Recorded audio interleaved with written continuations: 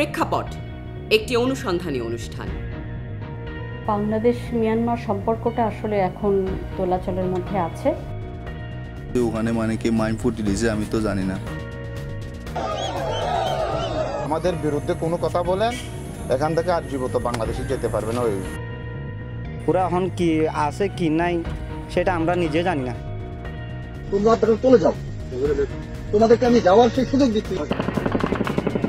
যে বাংলাদেশের অভ্যন্তরে কোনো মায়ানমারের আরাকান আর্মি প্রবেশ করতে পারবে না।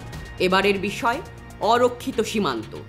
দেখবেন ৮ নভেম্বর শনিবার রাত ৮টায় শুধুমাত্র নিউজ 24-এ।